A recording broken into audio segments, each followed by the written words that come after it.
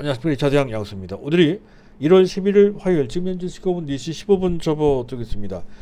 자, 오늘 코스피 시장만 보면 그래도 장중 약세에서 벗어나서 어찌됐든 강보합 정도로 마감됐다는 것도 좀 그렇고요.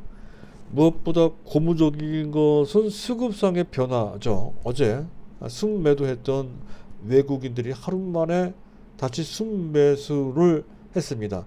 사실은 어제 하루 빼놓고서는 금년 내내 계속 순매수 기조를 보이고 있다는 거죠. 그런 것만 봐도 현재 상황에 그렇게 비관적이지만은 않습니다.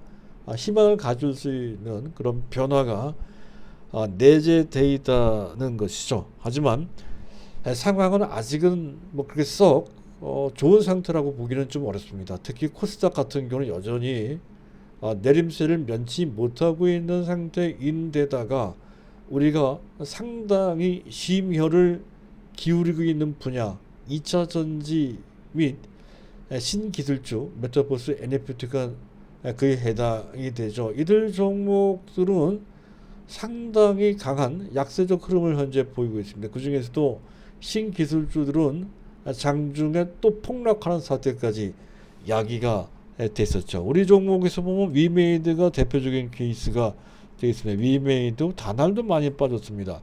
자, 그들 종목이 특히 위메이드 같은 경우에는 한때 14%, 15% 장중 폭락하는 등 전반적으로 분위기가 상당히 험악했었거든요. 물론 막판에 그나마 낙폭을 줄여서 조금 나아지긴 했습니다만 전반적인 분위기는 여전히 어려운 상태라고 할 수가 있겠습니다. 자, 그런 흐름과 관련돼서 현재 전반적인 시장에 결정적인 영향을 주는 핵심 포인트는 딱 두 가지로 집약이 되죠. 첫 번째는 미국발 긴축 모드입니다. 초강력 긴축 모드가 펼쳐질 것이다라는 우려가 있고요. 두 번째는 그와 관련돼서 글로벌 자금은 철저하게 위험 자산을 회피하는 경향이 극단적으로 나타나고 있다는 것이죠. 그 부분은 작년 연말부터 특히 금년 초에 상당 기간 시장을 지배하고 있는 상태라는 건 어느 정도 반영된 측면이 있지만 여전히 끝나지 않은 그런 위험 요소가 남아있다고 볼 수가 있겠습니다. 근데 여기서 한 가지 말씀을 드릴 것은 그럼에도 불구하고 우리 수급에서 그런 점을 느낄 수 있듯이 이 시장 아직까지 어려운 이 시장에서 그나마 우리가 마음 놓고 매수할 수 있는 종목이 있다고 한다면 딱 하나 여러분들도 아시고 계시는 삼성전자입니다. 물론 삼성전 말고 SK하이닉스 같은 종목도 되긴 됩니다. 우리는 하지만 보다 안정적으로 장기적으로 보고자 하는 스탠스를 갖고 있으니 그 전부터 그랬듯이 너무나도 당연하게 현재 SK하이닉스보다는 삼성전자에 초점을 맞춰줘야 된다는 거죠. 지금도 전혀 늦지 않았어요. 어제 말씀을 드렸듯이 지금 들어간다 하더라도 금년 기대할 수 있는 평균 기대 수익률이 30% 정도는 된다는 것이죠. 못 나와도 한 20%, 많이 나온다면 50%까지도 가능한 그런 상태다 하는 점을 염두에 두고 설사 그렇게 되지 않는다 하더라도 장기 투자가 또 가능하잖아요. 그러니까 지금 상태에서는 외국인들 집중 매집하듯이 삼성전자에 상당한 비중을 둬야 된다는 거 갖고 계신 분들은 너무나도 그들을 갖고 있을 뿐만 아니라 필요하면 더 사야 되고 안 갖고 계신 분들은 당연히 삼성전자 사야 된다는 것을 먼저 피력하고자 하고요. 자, 그것을 바탕으로 해서 오늘 제가 준비한 내용은 어제 못다한 내용이 좀 있어서 긴축 사례를 들어서 지금 초고강도의 그런 긴축과 관련돼서 너무 시장이 위축되어 있는데 적어도 우리는 그렇게까지 겁을 먹을 필요가 없다는 내용이 됩니다. 과거 긴축 사례와 그와 관련 부작용 기타 등등의 미 연준의 입장을 전반적으로 사례를 들어서 고찰해 둘 필요가 있다는 거죠. 그러면 자신감이 생기실 것이고요. 두 번째 양대 테마 지금 뭡니까? 양대 테마라 한다면 2차 전지하고 신기술주들이 여전히 약세를 면치 못하고 있는데 그 배경이 대체 뭐냐를 알아둘 필요가 있는 거죠. 구조적으로 어떤 문제가 있는 것인지 아닌지 등을 조목조목 알고 있으면 도움이 많이 될 겁니다. 그런 내용을 준비를 했고, 마지막으로 스몰캡 반도체 삼성전자 외에 작은 종목 중에 뭐가 있냐 하면, 사실은 우리가 한 종목 있죠. 하나마이크론이 있습니다. 이것도 안 갖고 오신 분들은 매수할 기회가 되는 것 같습니다. 맥점이 와 있다는 것이죠. 근데 최근 이렇게 크게 하락한 것은 유무상증자 신주 물량 때문에 그런 것이거든요. 그런 물량은 어느 정도 소화되는 것으로 판단이 됩니다. 맥점이 와 있다는 건 그거 말고 1+1으로 한 종목 정도가 더 필요할 것 같아서 준비한 종목이 어제 예고해 드렸었죠. PSK. 이 종목도 상당히 좋은 종목입니다. 이 두 종목을 병행하는 걸로 최소한 둘 중에 하나는 가져가고, 그리고 필요하면 두 종목을 나눠 매수해두는 것도 현재 감안을 할 필요가 있다는 점에서 이 종목을 또 별도로 준비를 했습니다. 자, 그런 내용인데요. 자, 오늘도 순서에 맞춰서 좀 이슈부터 점검을 하도록 하겠습니다. 자, 미국에서 각지에서 계속해서 금리 인상, 그것도 원래 예상했던 금년 내 두세 차례 금리 인상 정도를 예상했던 건데, 보다 강하게 현재 4번 정도 인상할 것이다라고 하는 그런 전망을 내놓는 인물이 있죠. 현재 JP모건 회장인 제이미 다이먼 CEO가 이제 그런 얘기를 해서, 이반하면 미국의 나스닥이 상당히 많이 흔들렸어요. 그만큼 아직까지는 금리 긴축 강도에 미국 증시, 특히 기술주, 성장주들이 민감하게 반응하고 있는 그런 상태라는 점은 약간 우리가 경계를 해야 된다는 건데, 그래도 상당히 많이 단련돼 가고 있는 상태라는 것까지 같이 염두에 둘 필요가 좀 있을 것 같고요. 자, 그리고 우리나라 외환당국에서 중앙은행, 한국은행이죠. 환율시장 개입을 모니터링한다. 개입을 시사한 거죠. 그 정도로 해서 어느 정도 원달러 환율의 급등을 좀 막는 효과가 좀 나오고 있습니다. 그런 것들은 일단 긍정적이다라고 할 수가 있겠습니다.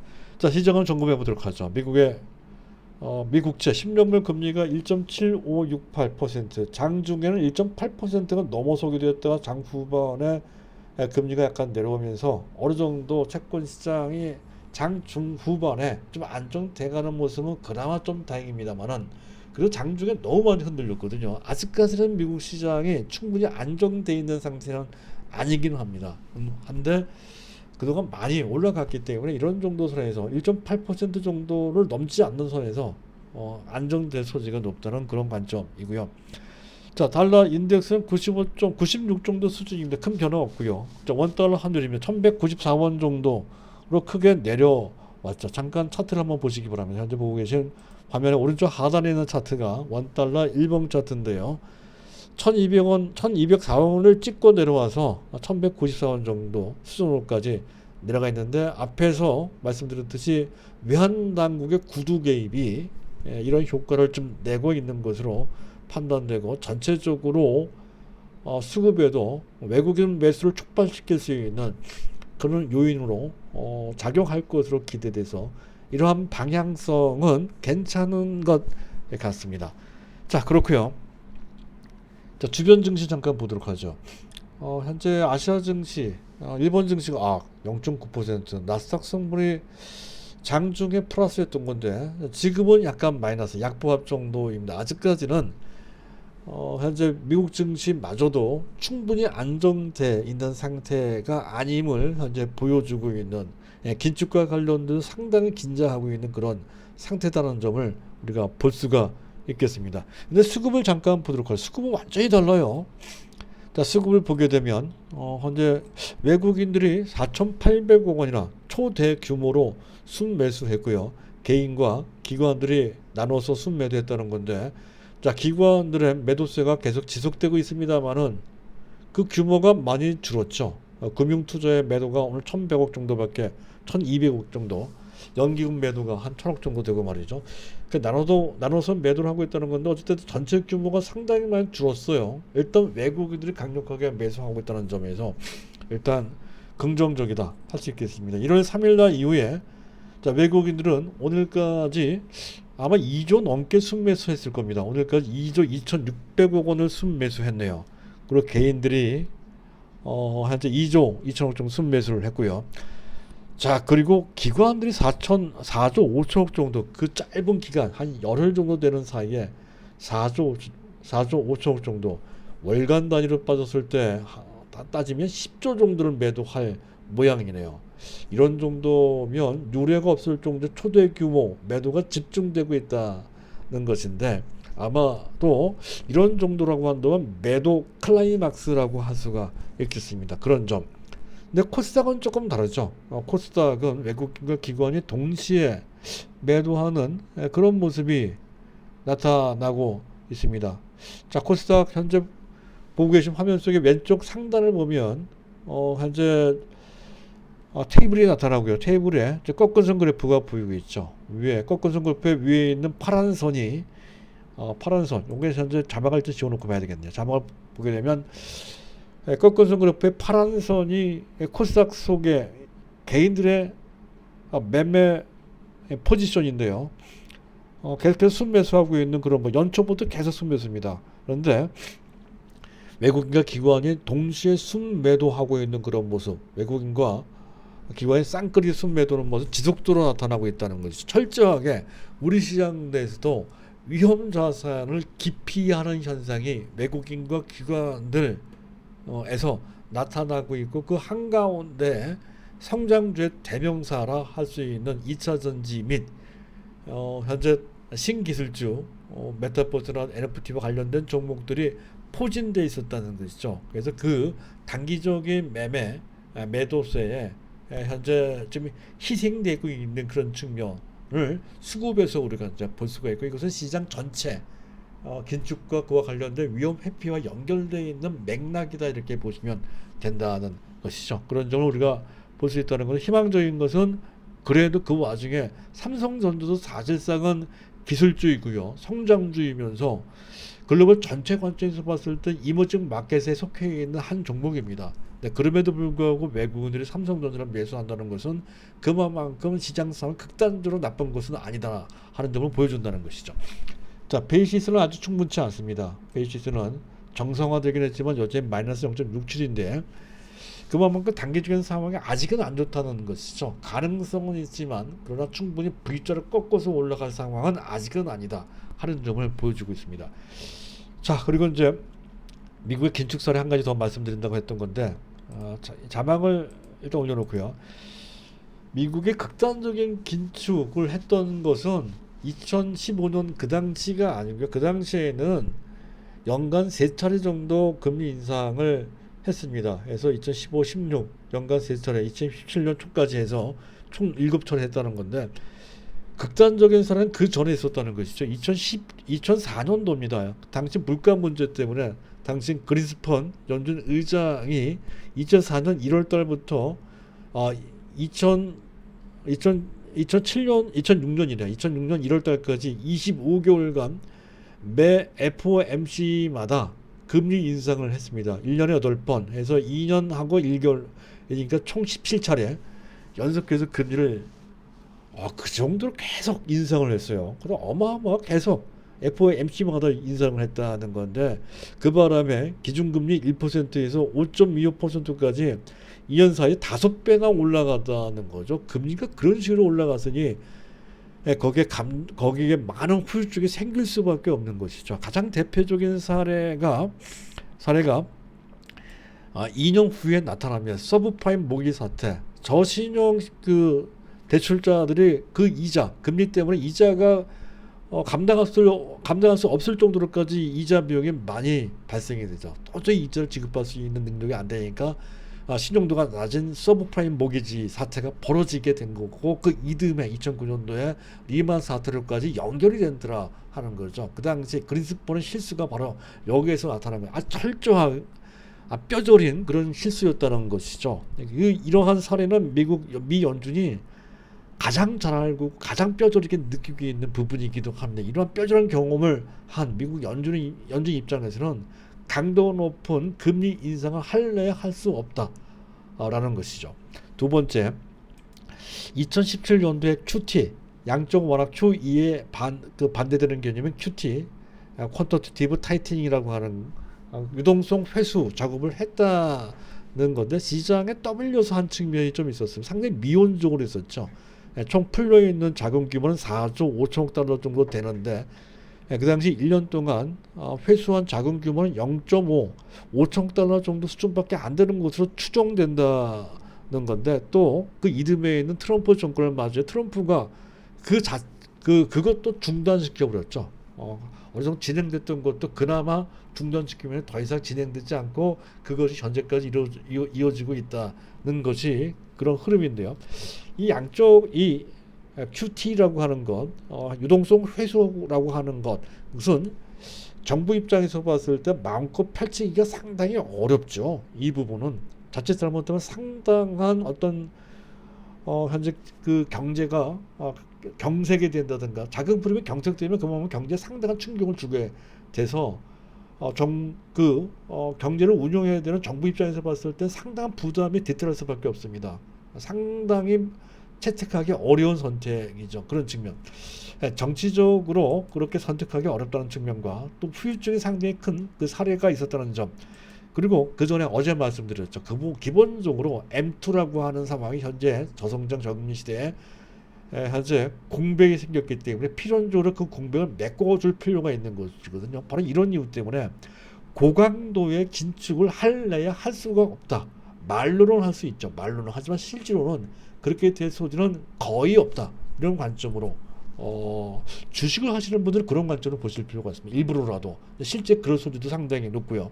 그런 관점입니다. 변수는 물가가 좀 있는데 물가보는 어제 말씀드렸죠. 구조적으로 계속 진행될 수 없다는 것이죠.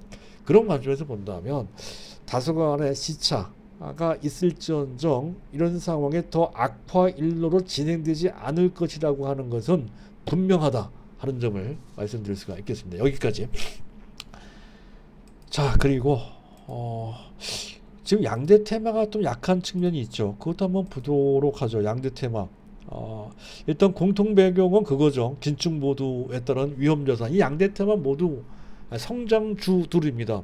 PER, PBR이 상당히 높죠. 밸류가 높습니다. 그래서 이런 종목들은 이 긴축 모드에서는 기피 내지 회피 대상이 된다는 것.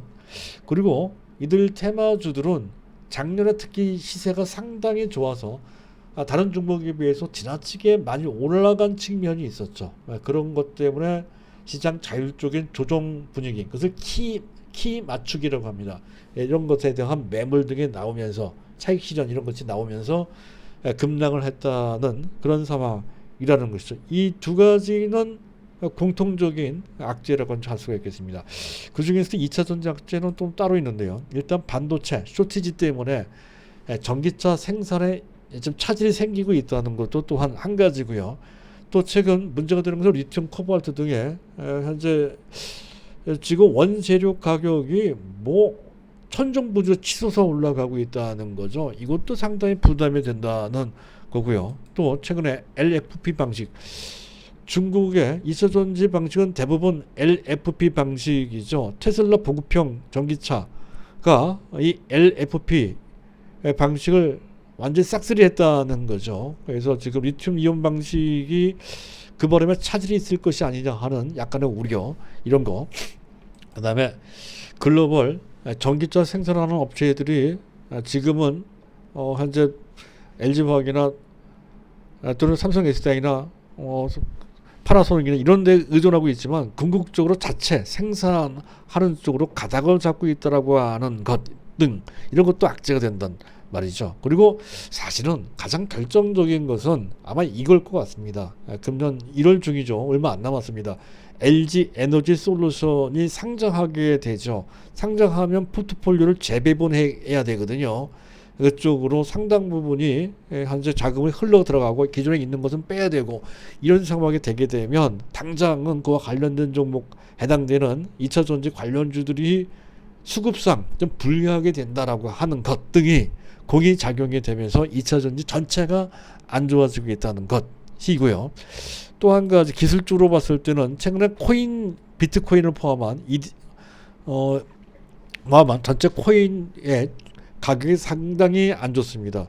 또 심지어는 현재 위메이드의 코인인 위믹스도 별로 안 좋죠. 위믹스도 지난 몇 개월 대비 가격은 거의 5분의 1 내지 6분의 1 정도 수준으로까지 급락을 했다. 그런 소식이 전해지면서 오늘 현재 그 위메이드 주가가 급락을 피하지 못했다는 건데, 어쨌든 그 코인 가격이 급락한 것도 같은 맥락이죠. 일단 긴축 모드에서 위험자산 회피 현상이 나타나서 그 영향을 받았다는 것이 그렇고, 또 한 가지 카자흐 사태. 요새 카자흐가 상당히 시끄럽죠. 카자흐스탄. 그래서 카자흐스탄이 사실은 채굴 제2위 국가라고 그래요. 중국을 피해서 그쪽으로 갔다는 거죠. 그 바람에 가격이 급락을 했다는 것, 또 여전히 중국은 규제를 하고 있다는 것 등이 이제 코인이 급락했던 배경으로 작용됐다 하는 것이 일단 악재가 되고요. 그리고 앞서 얘기했던 것을 현재 위메이드의 현재 자체 코인인 위믹스 가격이 급락했다 같은 흐름으로 라는 것도 그렇고, 또 작년에 나왔던 얘기, 작년 10월 달 경에 나왔던 얘기입니다. P2E 현재 플레이 투 언이죠. 플레이 투 언이라고 하는 그런 게임에 현재 게임을 하면서 이제 돈을 번다는 그런 개념의 P2E에 규제를 한다라고 하는 건 규제를 강화시킨다는 거죠. 그 리스크 때문에 현재 맥을 못 준다는 건데, 이것과 관련돼서 제가 말씀을 드릴 것은 현재 양대팀한 공이 적용되는 겁니다. 일단 이 부분과 관련된 악재는 어느 정도 알려져 있고, 그만큼 또 선반영되어 있는 측면이 고점 대비 거의 30% 조정을 좀 받은 상태거든요. 선반영된 측면이 분명히 있고요. 또 현재 악재라고 하지만 결코 작지는 않지만 단기적인 악재이거나 또는 순환적인 악재, 구조적인 악재라기보다는 단기적이거나 순환적인 악재입니다. 그런 거. 그리고 현재 원자재 가격 올라가는다 등의 이런 악재는 사실 쉽지 않은 악재이긴 합니다만은, 자체적으로 해당 업체들 또는 해당 업계에서 그 대안을 마련하고 있다는 거죠. 그런 측면에서 봤을 때 해당 악재에 의한 주가 약세는 시장이 어느 정도 진정되면서 같은 흐름을 보면서 바닥을 완성하거나 그 상태에서 탄력적으로 반등할 소지가 상당히 높다는 건데, 그렇게 되기 위해서는 무조건 지수 상황이 괜찮아야 된다는 거죠. 나스닥이 괜찮고 또 현재 비트코인의 주가가 반등이 나오고 대세적인 흐름으로 현재 이런 코인주들의 코인 가격이 다시 올라갈 것으로 그렇게 판단이 됩니다. 그래서 크게 걱정할 필요가 없겠고, 다만 이 상태에 적극적으로 매수할지 여부는 확실치 않습니다. 최소한 현재 갖고 있는 물량들은 버텨야 되고, 상황에 따라 분위기가 풀린 다음에 안 갖고 계신 분들 위주로, 물량 적으신 분들 위주로 아까 얘기했던 종목들 다날도 있고요, 또 위메드도 있고, 또 DOU 같은 종목도 있고, 2차전지에서는 SKC, 대주전자재료 같은 종목이 있단 말이죠. 그들 종목의 진력을 초점을 맞춰서 매수할 분들은 매수하시고, 어쨌든 갖고 계신 분은 갖고 계시는 그런 관점으로 보시면 될 것 같습니다. 여기까지고요. 그리고 반도체 관련주에서 PSK를 말씀드리고자 하는데 시간이 좀 됐습니다. 요거는 나중에 얘기를 해야 될 것 같습니다. 어쨌든 PSK가 좋은 종목이라는 거죠. PSK에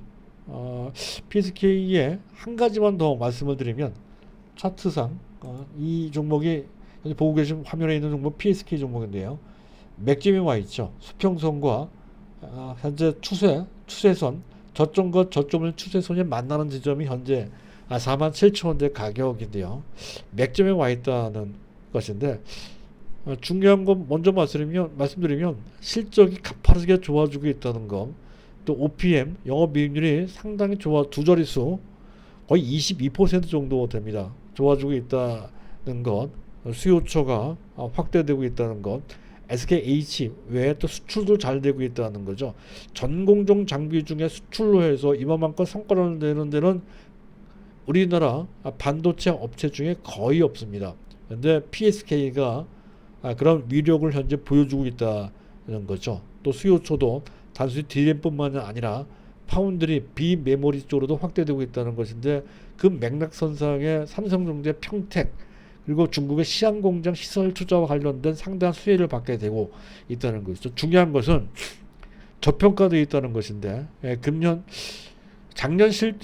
금년도 아니고 작년입니다. 작년 실적 대비 실적 기준 주당 순이익이 아무리 못 나온다 하더라도 최소한 6,000원 내지 적당하게는 6,300원까지 가능할 것으로 판단되고, 금년 들어서 거의 7,000원 내지 8,000원 정도 예상이 되는데 어쨌든 작년 실적만 보더라도 실적 기준으로 본다 하더라도 6,000원 정도로 한다면 PER이 4.5배 정도밖에 PER이 7.5배 정도밖에 안 됩니다. PER이 반도체 관련주 중에 상당히 실적적으로 전망 밝은 종목 중에서 PER이 7.5배 정도밖에 안 되는 종목은 거의 없죠.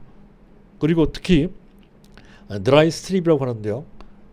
반도체 세정 장비입니다. 특히 드라이 스트립, 건식, 현재 세정 장비 이 드라이 스트립은 PSK가 세계적으로 독보적인 경쟁력을 갖추고 있는 거의 독점적 지위에 있는 그러한 장비라는 것이죠. 그 외에 드라이 클리닝, 또 뉴하드 마스크 스트립, 또 엣지 클리닝 등 상당히 다양한 장비를 구축하고 장비에 대한 포트폴리오가 나름대로 완성도가 높다는 것이죠. 이런 것들로 봤을 때 이런 독보적인 실적 향상 추이는 상당 기간 유지될 성질가 높고 무엇보다 너무 저평가되어 있다는 거죠. PER이 작년 실적 기준으로도 7.5배, 금년 실적 기준으로 봤을 때 거의 6배 정도 수준입니다. 더군다나 최근에 급락을 하면서 상당히 매력적인 주가 수준으로까지 내려와 있단 말이죠. 47,000원 정도입니다.